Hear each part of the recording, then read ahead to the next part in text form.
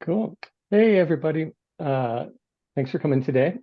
And just going to let a few people just join the room. And while they're all here now, just want to let you know who we are and what we're doing here today. First off, I'm James Pyecroft. I'm an associate outreach specialist here in the Community Food Systems program at the University of Wisconsin-Madison Division of Extension. And I'm really excited because our speaker today is Kelly Maynard. And Kelly is the Cooperative Development Specialist at the University of Wisconsin-Madison Division of Extension Center for Cooperatives. Kelly has 9 years of experience supporting cooperatives and 13 years of experience in food systems work. She's passionate about teaching people to work and make decisions together productively, whatever their purpose is. Kelly feels lucky to live, work, garden, paddle, hunt, and frolic outside Belleville, Wisconsin on the West Branch of the Sugar River. Today's free webinar for food entrepreneurship and farm-based food businesses is brought to you by the Food Entrepreneurship Ecosystem Development Initiative, or the FEED Initiative for short. And that is here at the UW-Madison Extension Community Food Systems Program. We are a statewide extension program that fosters equitable, resilient, and sustainable community food system development through research, evaluation, project-based partnerships, and programming like this. FEED has two major projects. So one is the webinar, which you all are part of right now, which is for food and farm businesses. That usually happens during the spring. And then also we have a 2-day summit for food and farming businesses, which happens in the fall. We're really excited and we would like you to save the date. We are going to have our fall summit in October of this year, and that's going to be in Milwaukee. Please keep an eye out as the dates and venue will be announced shortly for that. Also, I'd like to make a little quick plug to complete a short session evaluation survey. It really helps keep programs like this at a low cost, and it improves our future programming. So please see the link in the chat. And lastly, we really encourage interaction from our participants in this space, especially if you have any questions during Kelly's presentation and also during the Q&A at the last portion of this webinar. Feel free to put your questions in the chat box at any time or save them for the end during the general Q&A. You can open the chat box by clicking on the chat icon at the bottom of your screen and entering your question there. If you don't feel comfortable having a question asked to everyone, you can message Jessica Jane Spade or myself, and we will answer that for you. And right now, I would love to turn this portion of the webinar over to Kelly to share some information about today's topic. Kelly. Thanks, James, and thanks, Jess, for lining up this series and inviting me to be part of it. So yes, as James said, I'm a co-op development specialist at the Center for Cooperatives, which is now part of the Division of Extension. We have a small team of co-op development specialists and between the three of us, we work with a lot of different kinds of folks. So maybe we are part of your future. Just really quickly, our center, if you haven't worked with us before or heard of us before, we do a range of things related to cooperatives and the cooperative business model. That's research, education, outreach, and direct development and technical assistance for both startup cooperatives and existing cooperatives. So if you have questions about co-ops, if you're a business you're contemplating that maybe might be a co-op, makes sense as a co-op, definitely please reach out to us and we will do our best to answer your questions. So today, I'm mostly not going to be talking about cooperatives, but when thinking about partnerships and partner conversations, I'm coming from a lens of working with mostly cooperative businesses and cooperative business development. And for folks who don't know, a cooperative is a business run by a group of people or a group of organizations, right? So it is a business inherently that has partnerships baked into it. And for folks who may not know, a cooperative is its own distinct kind of legal business type. In Wisconsin, we have two statutes that govern what a cooperative is.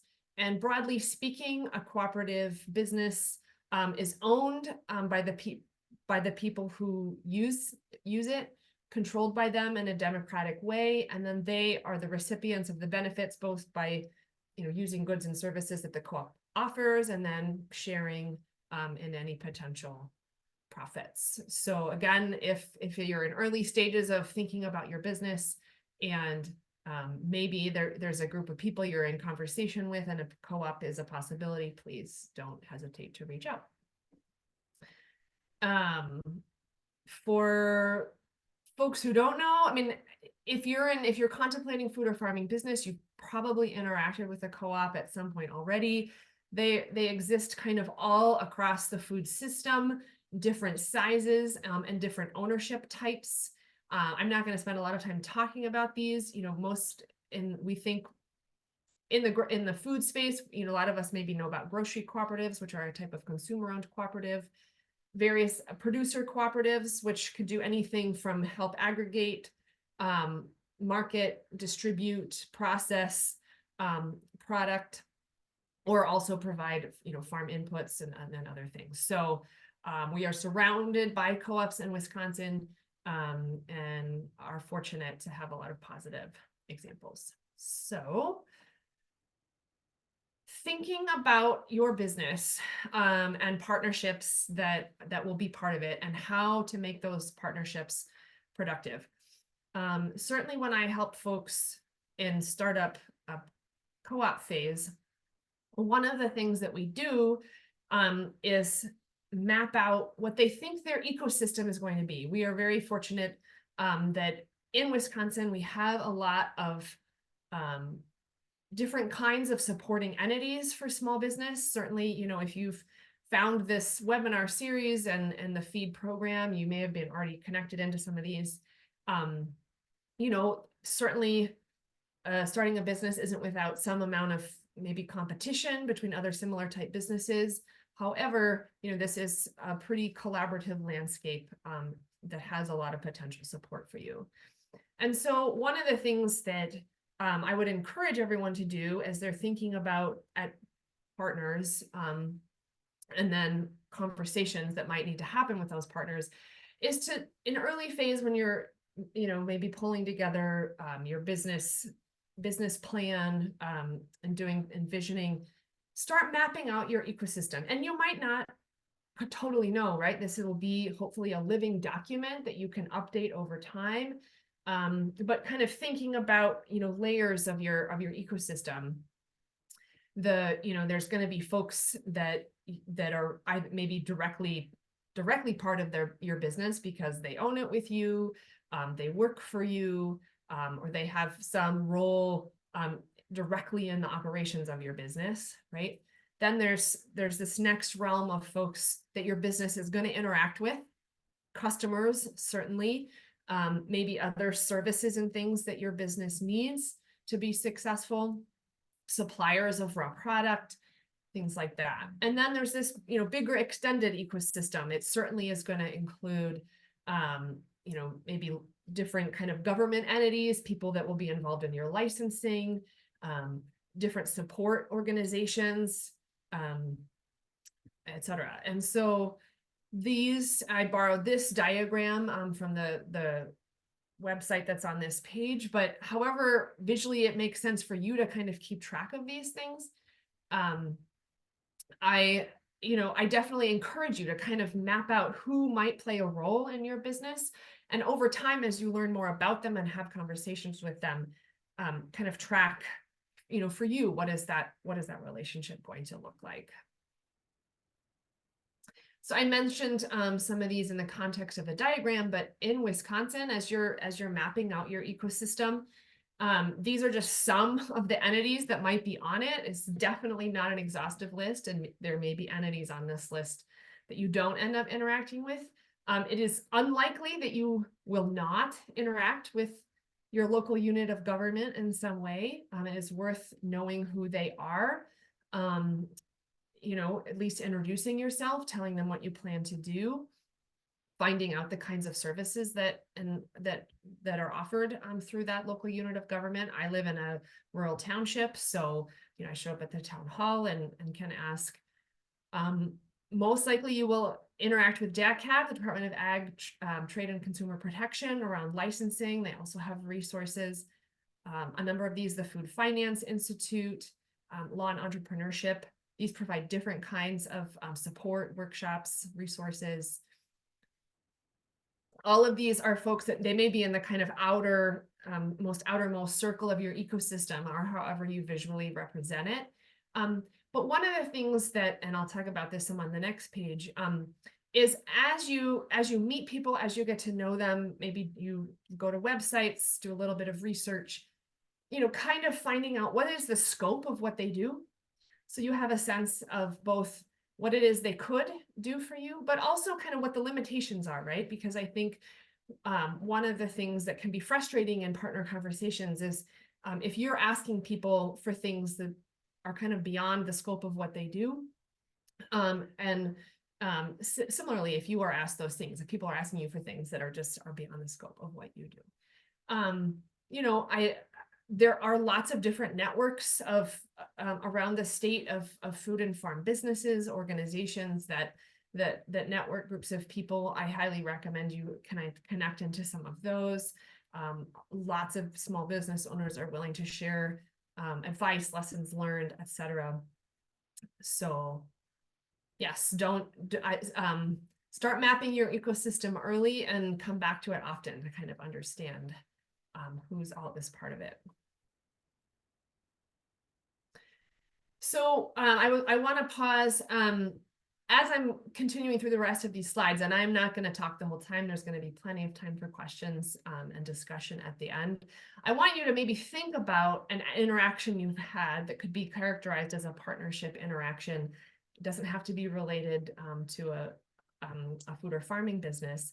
And either, remember something about that partner interaction that maybe didn't go well, could have gone better, or if you've had a partner interaction that you felt was really excellent and you would want to highlight, definitely feel free to type those things into the chat, and we'll come back to them certainly by the end of the question Q&A and discussion. So as you're creating this hopefully living document, the ecosystem that which your business is hopefully going to exist, all the different possible partners and players, some key questions to ask, right? So where does this person or entity fit? What role might they play in either the startup or ongoing operation of my business? It's really important to highlight people or entities where your business success and operations can't happen without, right? So if that's a licensing entity, if that's a supplier, maybe of a key raw material that you need for your product, right? So you want to definitely highlight for yourself the relationships that are going to kind of rise to the top in your business ecosystem and in terms of the partnerships that you have, because they may get treated, they will likely get treated a little bit differently for you. Again, what is and isn't within the purview of, kind of sphere of influence or work of that person or entity, right?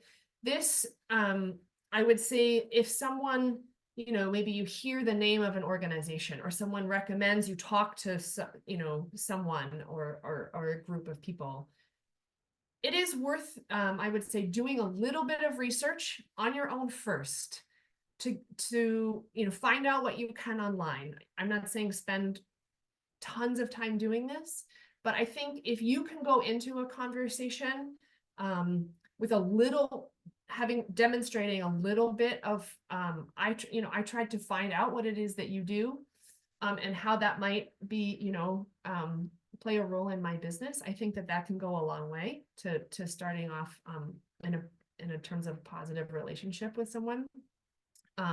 And so that you don't spend a lot of time asking them questions or having a lot of conversation around things that are not really part of what they do. For someone who is or an entity that is gonna play some sort of key role in the function of your business, whether it's startup or ongoing operations.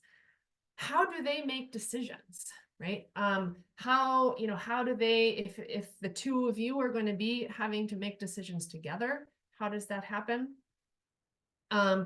Or if they are, if they're making decisions that are going to impact your business, like how do those decisions get made, or with what frequency do those decisions get made? And certainly if you're going to be making decisions together. So in my role as a co-op developer, a co-op is, if nothing else, it is about a group of people having to make lots of decisions together all the time. And so what we end up doing is crafting a number of different key documents that help lay out how some of those decision-making processes occur. And some of that might be relevant for your business, even if you aren't a cooperative. The other thing, when you're in business startup and it feels like, mostly what you need is help, and maybe, you're drinking from the fire hose and learning all sorts of new things, it can be hard to think like you might have something to offer to someone else.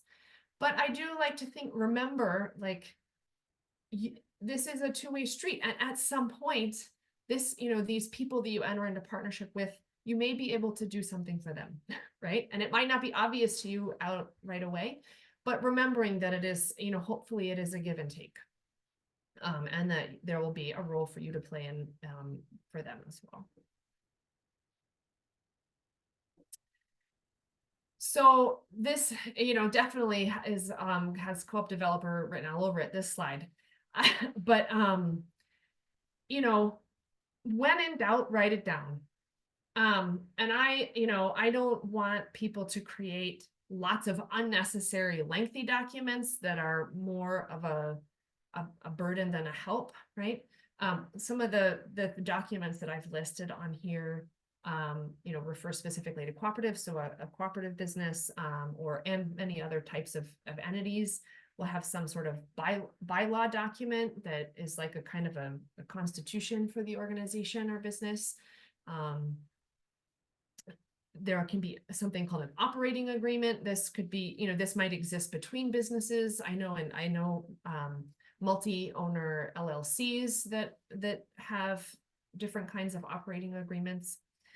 But others of these, right? Leases for space that you might be using, contracts, that could be related to space, that could be related to people who are going to provide services for you, people who might be providing raw product for you.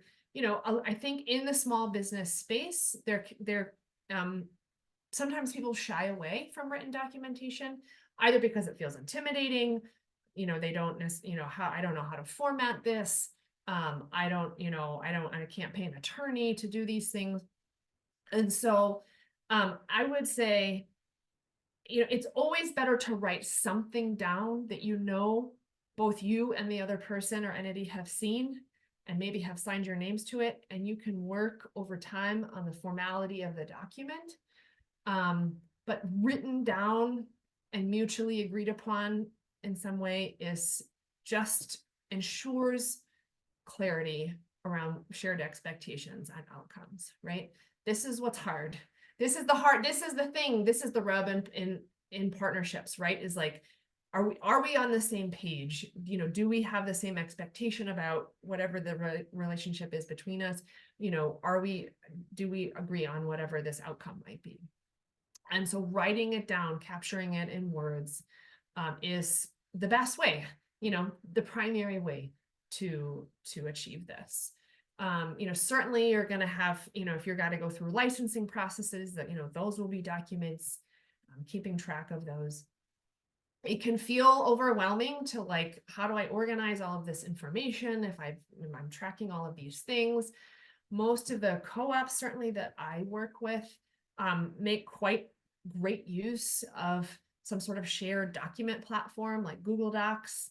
And you can have different sharing permissions, etc. on that. I definitely just encourage folks to document as much as possible. And, you know, it's something that a record you can go back to, both to remind yourself and others as business development is happening. Do you want to explain what an MOU is versus a Sorry. MOA? Yeah, sorry. I shouldn't just so a memorandum of understanding or a memorandum of agreement. I don't actually know if there is a true legal distinction between these documents. I hear people refer to both. It's basically an agreement about something that two people put on a piece of paper and both sign. And it doesn't have to be, and if there's an attorney in the room, they may be able to offer something a little bit more specific of that. Than that, in my understanding, it's a way to document something that has been decided upon between two parties, captured in writing, and usually carries signatures, so that people can say, and dates to say, like, on this date, yep, we both, had this understanding about this thing. And it can be a catch-all for like agreements that don't fit under some of the other headings, right?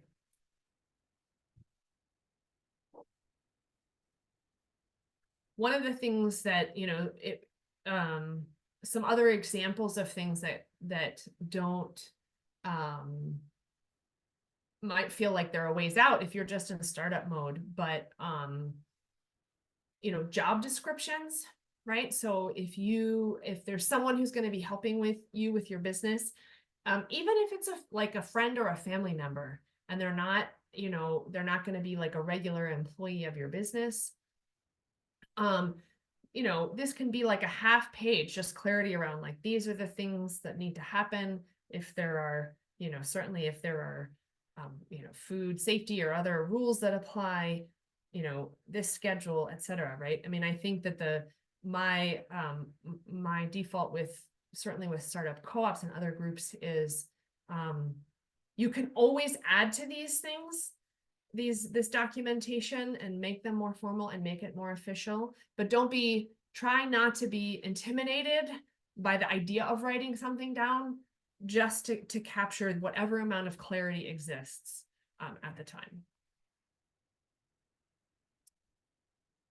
And then thinking about, if you're starting a small business, in all likelihood, you've got one or more other jobs, right?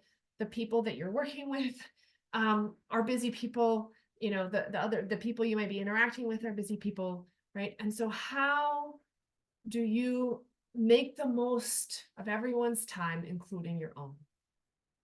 So when you're reaching out to folks, whether by phone, email, or other means, about a meeting, about questions that you have, it can sound weird to create an agenda, but if I've got to reach out to my town clerk around a license, for example, maybe we have a little bit of back and forth about, yes, I'll be in the office, at such and such time, please come by, or yes, let's have a phone call at such and such time. To the extent I can lay out ahead of time, these are the questions that I have. This is how I think you might be able to help me. These are documents or, paperwork or other things that I am looking for. If I can lay that out ahead of whatever agreed upon time we have for connecting, that helps that person come prepared. That helps save them time. Right. And it ultimately helps save me time, probably, because, then our meeting or conversation doesn't have, isn't prolonged, because I've helped them help me. Right. And so, you don't have to have a heading that says agenda, but to the extent you can say, be clear about the questions that you have and things that you are looking for, it will help them. Another thing that is, if that this is an entity that you're probably going to be interacting with either regularly or certainly more than once. What are the plans for follow-up, right? So just, this could look like a lot of different things, right? You could ask questions around, if it's related to a license, like what is your typical turnaround time, right? Or, for folks, a lot of like small, like local government entities, right? People who do the work there very part-time, et cetera. So, when is it that you are in the office, or when is the best time to reach you, right? What are their communication preferences, right? I work what is essentially mostly a desk job. I'm on email basically all day long. I like to think I'm pretty good about responding to email, but that is not a lot of people's reality, right? And so if email is not someone's, asking like, what is the best way to reach you and communicate with you? And something that, a cooperative business certainly is going to have some form of regular meetings. Those can be board meetings, membership meetings, committee meetings, right? And that hopefully have agendas and there's some amount of organization of the meeting. But one of the things when I was preparing for today and talking to James, one of the things that came to mind for me is if you are going to be working with a partner,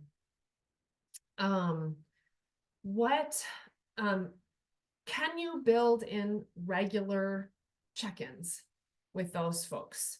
And what does that look like? Is it something where we can manage this quarterly, right? Maybe it's monthly, but a way that that there's going to be a time in the future that you're going to be able to connect with that person, over the phone. Some amount of in-person connection, I always recommend if it's at all feasible, right? And that you then batch things that you need to talk to them about, right? I think that, and I think it helps ease some of the angst that can arise about like, oh my gosh, I am going to have this question for this person. I don't know when I'm able to get it answered. It's like, well, no, we check in the first Tuesday of the month, what have you. I'm going to keep a running list of these things that have come up for me that I want to ask them about. And I'm going to send them that list ahead of time, right? So that when we have our check-in, it can be productive for both of us. And, certainly if there's some like mission critical thing that happens, you may not want to wait a month to ask somebody about it, right? But I think there's a lot of stuff that isn't always urgent. And to the extent that you can organize in boxes when you'll get a chance to communicate with that person next, and you're going to ask, you'll have a conversation about a series of topics or ask a range of questions, can be really helpful. And certainly, if you're in a using like a shared kitchen space, right? It can be helpful to offer to those partners, like, I recognize like we're both going to be busy doing our things. Things may come up for you too. I definitely want to get feedback from you when we do these check-ins. So I see that there are a couple of questions in the chat. Just about different relationships. Yeah, there's someone has an LLC for pastured pork, beef, and butchering, and a nonprofit for animal rescue, and then a private campground, as a subcontractor, and they each have their perks, right? So I think those are the slides that I have, and so I'll leave this here, but I do, I think a key part of business startup when you're talking to folks, certainly within UW Extension, maybe a local small business development center, is like, what is the business arrangement or structure that is going to make the most sense. And there isn't, there is not one size fits all. When people call our center interested maybe in starting a cooperative, we walk through, share a lot of information, have a number of conversations, ask questions, and for at least as many people as end up starting co-ops, people decide, oh, you know what, actually this other business model or, arrangement is going to be a better fit. And that is 100% good and okay. And I consider it a success that someone has this, landed upon, has gained enough understanding about the co-op business model to understand, oh, that's not going to actually achieve what I need to achieve with this business, and something else will. So, one of the things that, whether it's in partnership or in business structure, it can be hard to imagine things changing at a future time when you're putting so much effort into what you want the business to be at the start. But questions around, what flexibility will I have if I choose this LLC model? What other directions can I go in the future if if a need or opportunity arises? So it can be a lot to hold in your head at any one time. But it's, these are all good things to just kind of have in your, whether it's your big binder of business startup stuff or your large Google Drive of files. Yeah. So I see, I'll pause there. Kelly, thank you so much. That was a really wonderful presentation, and thank you for your time. I hope everyone here in the room has lots of great questions for Kelly. I don't personally, every time that Kelly presents on something, I feel like I learned something new and there is this greater clarity. So thank you so much for that. We do have a question here in the chat from Jovi Murray, and I apologize if that is not how you correctly pronounce your name, but is Cooperative a for-profit entity, or are there nonprofit cooperatives? Yes. So technically, a cooperative is a type of corporation.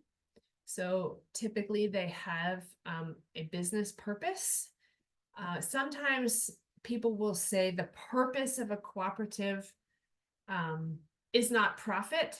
However, it is a business structure that may generate profit. But there are types of cooperatives that can get official nonprofit or 501c3 status from the IRS. I think the important thing to note here is that business entity type and tax status are two kind of separate things. Certainly one might inform the other, but there are types of cooperatives that are able to get that nonprofit tax status. Some examples include housing cooperatives often are able to get nonprofit status. Sometimes there are, depending on the type of co-op you're trying to start, the industry, the sector it's in, sometimes people choose actually a different incorporation type. So I'll just give one example in the childcare space. So there are a number of childcare cooperatives that choose an entity type that is most commonly chosen by nonprofit organizations. In Wisconsin, that's I think it's a non-stock corporation. I think that's Chapter 181. Don't quote me on it. But so they choose to go that route. And because as an educational institution and get five, and then pursue the things they have to do to get the 501c3 status from the IRS, because as an educational institution, they're often eligible for a lot of different grants and things. And so they want to make sure they can take advantage of that. But then they write, so then that, essentially that nonprofit writes an operating agreement, right? That makes them function as a cooperative. So, they define what does it mean to be a member, who's making the decisions, how is the board elected, etc. So they draft bylaws and sometimes operating agreements that look very much like cooperatives. So hopefully that helps answer that question. Does anyone have a partnership example that they either feel like was awesome and they would want to highlight for the group, or a learning experience from that for them? We'll frame it that way, that we could talk about with the group.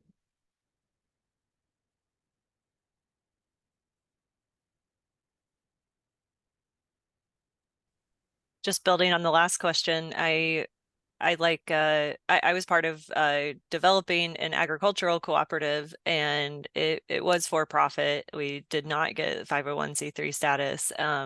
But some people on the board of directors also referred to it as a nonprofit cooperative. And so that was really interesting to be like, no, we're not, like, and have those conversations. And because some people think, well, if you're not making a profit, you're a nonprofit. And it's like, no, that's not, it's different. So yeah, that was a interesting one that I just thought of, that getting on the same page, having the stuff written down is always helpful.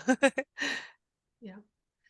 And I will offer, I think I'm sure that the Center for Cooperatives is not the only entity out there, but if people feel like I don't, I need a template for like an operating agreement, or a template for an MOU, or, certainly, there is the internet. I think, because a huge portion of the work that we do is help people draft a lot of these different kinds of documents. We have a range of resources that you could make use of that I think would have relevance outside of a co-op context. And that is a great thing to ask, from an SBDC, Small Business Development Center, other local entities that support small business. If any, like, hey, I'd love a template for an MOU, a template for, leases can be tricky, but a template for this kind of document, job description, etc. Those, and I've actually heard one of the things that is coming up more and more on our the national network that we're a part of Cooperative Development Centers, is using AI. I know it's risky, but like, hey, I need a job description for it, and you give X type of job description, and it's not that won't need any tweaking, but it is becoming a use of AI. So I think that that is also a potential place to go if you're kind of at a loss for where to start with this format and template for some of these documents. Do you have any advice for people that are having trouble having conversations about money with their business partners? Yeah. So, the hard thing is, usually what I would say is, talk about it. Talk about how you're going to talk about money. Or have it of, if you write down almost nothing else, write down how you're going to make decisions about money, right? Like, have at a minimum, have like, this is when we're going to check in about, our financial statements, or, check in about where we are with paying off loans or whatever, right? And then this is how we're going to, certainly if you're in business with someone else, this is how we're going to make decisions about money. When I'm working with startup groups, because we support such a wide, at the Center for Co-ops, we support such a wide range of types of co-ops in different sectors. We, for the most part, don't claim expertise in whatever specific sector that the co-op is going to be in, right? And so but we recognize also when people are coming together to start a business, co-op or otherwise, what they are excited about is the business proposition, the thing that you're going to do, the thing that you're going to make, right? And that's where most people's time and energy goes in terms of, doing feasibility work, putting together a pro forma, a business plan, etc., as it should, right? But then in parallel with that, thinking about, well, if there are going to be people that are, playing a key role in this business that I, have to have, being in conversation with or making decisions with, let's start early talking about how that part of it is going to function. And then let's write that down. So usually that would, that I think the basics of an agreement there, whether you want to call that bylaws, operating agreement, whatever, is like, let's map out who's gets to make which kinds of decisions, broadly speaking, how often we're going to meet to talk about stuff. And, if we have any thresholds that around which we, sometimes it's like in a co-op, you would pass a budget, right? A board would pass a budget. And it's a best guess. It's usually, especially in startup, you're going to deviate from the budget. So it's like, well, if we're, so much % off our budget guess on some expenditure, then we need to have a conversation about it, right? And so you can't anticipate everything, but talking early and often about like, how will we do this communication? And how will we make decisions if in fact more than one person is involved in doing that? And that is definitely an area where we can help and point you to resources if you don't know.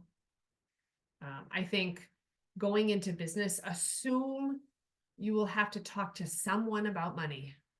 And so ask those questions, kinds of questions of them right away. And come back to it,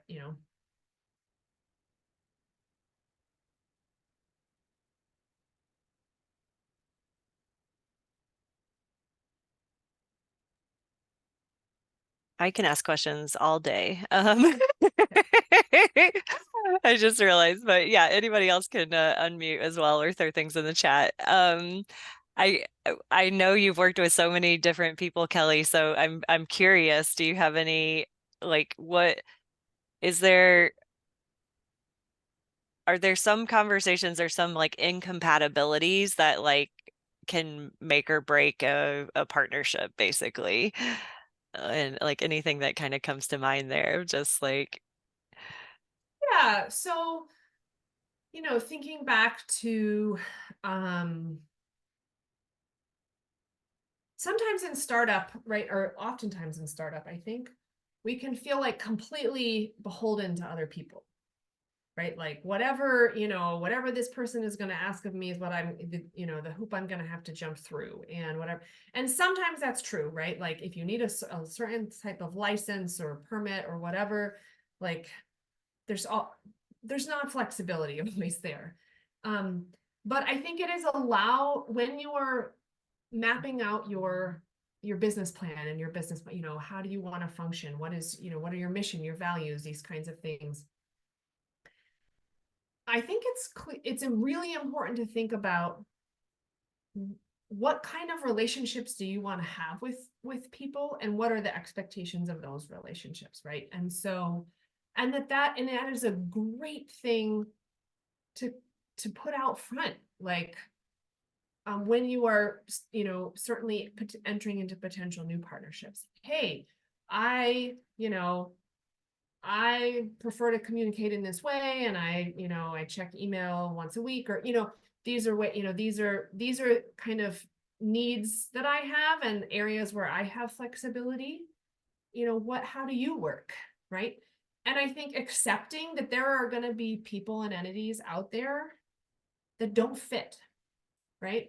For any number of, it is a personality clash, the way you do business, different values. You don't, there are it, and that is going to be okay. And a lot, if it's not certain, unless it's one of those, people you can't get around, like who you need a license or a permit from.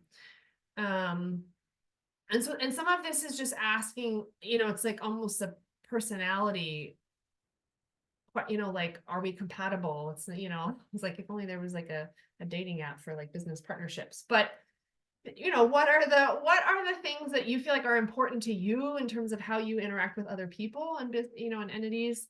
And then asking that about other people, and then assessing like, yeah, that, this feels like it's going to be compatible. And that doesn't mean it will be forever, right? Like you may have breakups. But I think it's an important reflection to do, and because and not feel like, well, because this one relationship with this, supplier of tomatoes didn't work out, like that means I'm a failure, or that means that, whatever, right? Like it's usually not, there was something about that relationship that wasn't going well between the two of you. And so it might not have been a good match. So I would shy away. I mean, speaking from experience with co-ops I've supported in recent memory. If you come forward and say, hey, like, especially anything that involves anything official, like licenses or permits or money, and you are requesting documentation, right? Like, hey, I want to have this lease. Hey, I want to have this agreement on paper that we've both signed. Hey, I want, and people are like, no, I don't like to do that. I just like to have a handshake. That would raise my, my spidey sense, if you will. I'd be like, ooh, I don't, this makes me nervous, right? Is there another option here for a partner? That certainly would be one where I would, maybe try to seek other partners if people don't want to have stuff written down.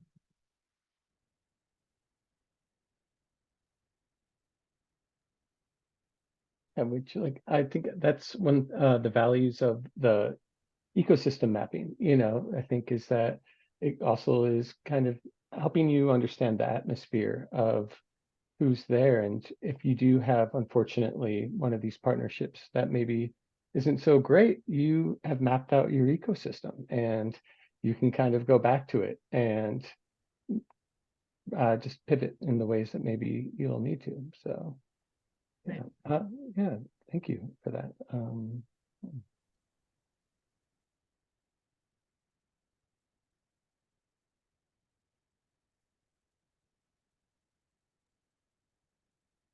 Again, you can unmute yourself to ask questions or throw them in the chat.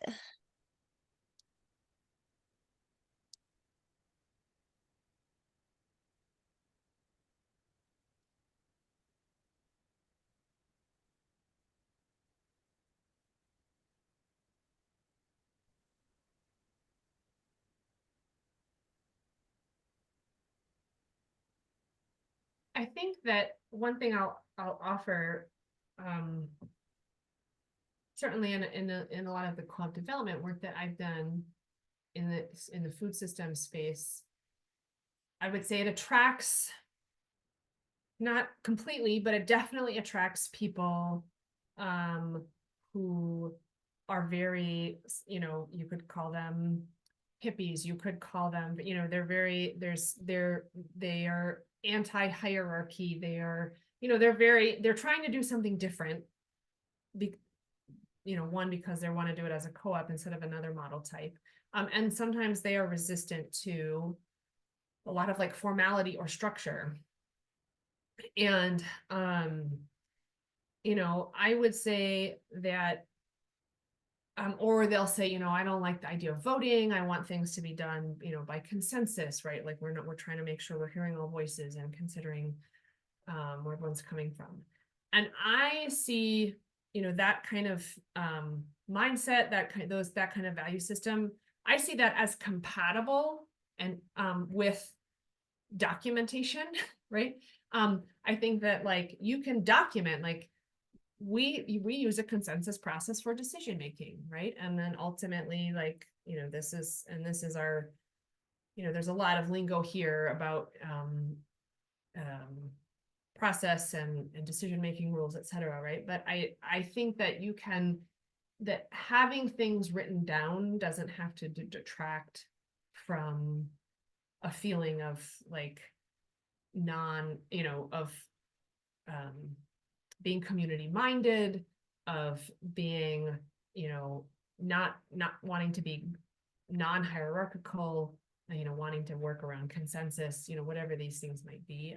I feel like documentation and clarity in that regard is very compatible with those kind of values and desires.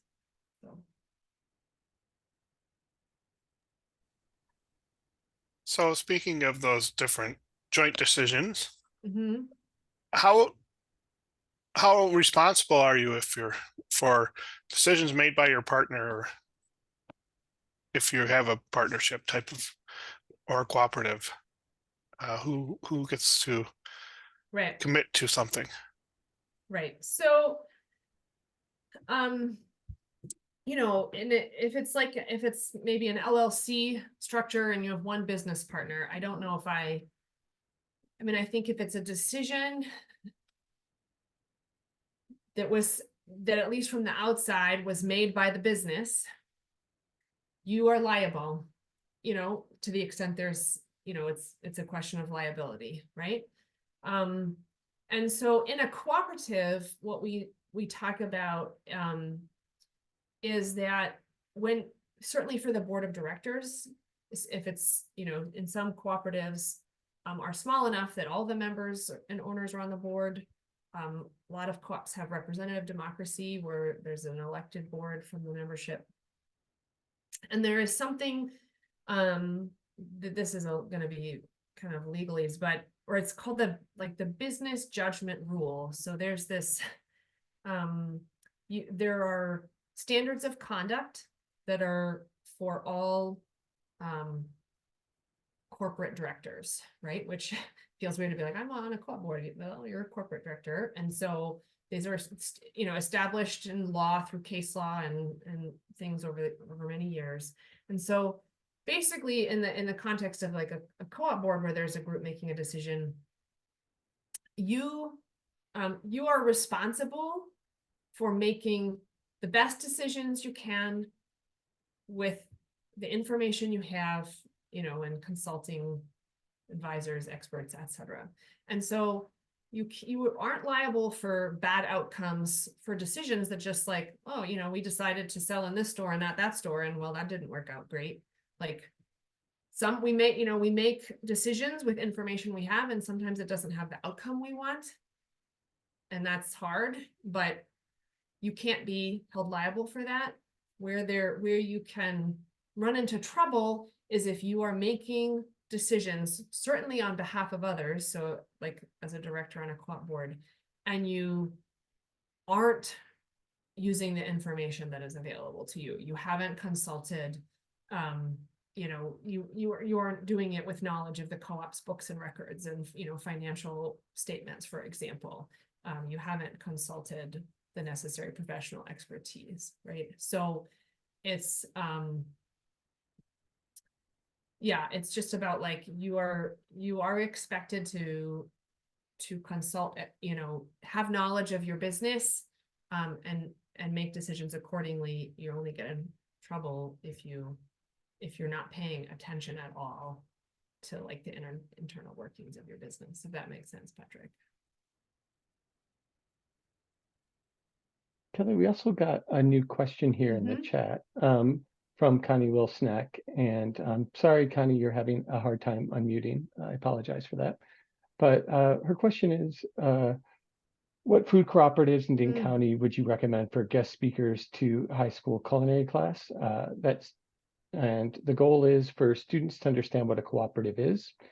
I doubt this structure is on their radar, is what they say. And it could be coupled with this video or something from YouTube or an educational puzzle. But is there a simple handout that you have on business structures? We do, certainly. If you email me, we've got a couple different handouts available that are just through our website. I can happily send you some links. Yeah, there are a number of cooperatives in the city of Madison and Dane County. There are food cooperatives. So we've got like the Willie Street Co-op, which is a grocery co-op, consumer owned. There are the Wisconsin Farmers Union is technically a cooperative. They're kind of a membership association that, they aren't like selling stuff. There are,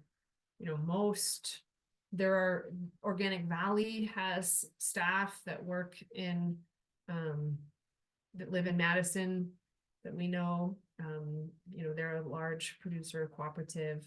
There are smaller cooperatives. I've been supporting 2 meat processing cooperatives. They're not technically in Dane County, but they're not far away. They're both still basically in startup phase, but yeah. So a bunch of potential people, depending on specifics you want in the speaker. So definitely be in touch, please.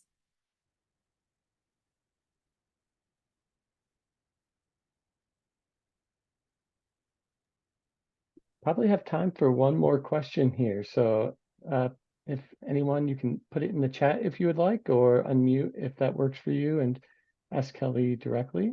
We would love to kind of keep this conversation going and hearing anyone's last thoughts from today's call.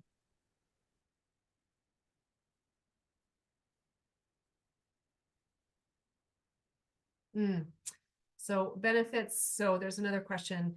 What are the benefits of a co-op versus an LLC or partnership?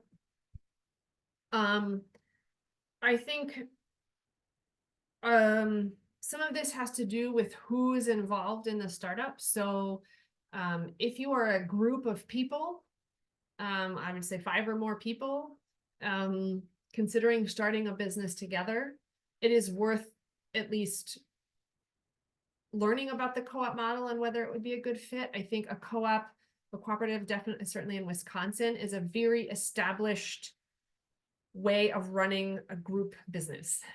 And so, but if you're one person or 1 or 2 people, oftentimes an LLC makes the most sense, right? And because you're not planning on bringing in a bunch of other business partners, etc. I think ultimately an LLC has more flexibility than a co-op, but if the thing that is nice in Wisconsin is that we have these 2 statutes that we have are quite comprehensive, and kind of model statutes, honestly, for around the country for cooperative businesses. And so they include a lot of like protections and things for running a business as a group. And so that can be nice if the goal is a group business. Partnerships like LLPs, I think I'm not super familiar with partnership law. I think there's a lot of, one of the principal differences I know is in how they get taxed. And I know that taxation or partnership taxation can be quite complicated. And a co-op is less so. So that's about as much as I know about partnerships. Oh, thank you, Kelly. And also thank you for everyone who jumped in on this great presentation that we had today and the really thoughtful questions. I just would like to say again that if you really do have any questions, please reach out to Kelly. Her contact info is here on the screen. And also you can go to the Center for Cooperatives. And also they will be able to kind of push you in the direction that maybe you are hoping to go towards. Again, please complete the short evaluation that we have for this. That really helps keeping programs like this at no cost, and it really does improve our future programming as well. Next Monday and the next feed webinar that we have scheduled is going to be on food safety in Wisconsin. And we're going to focus on licensing for your mobile food business.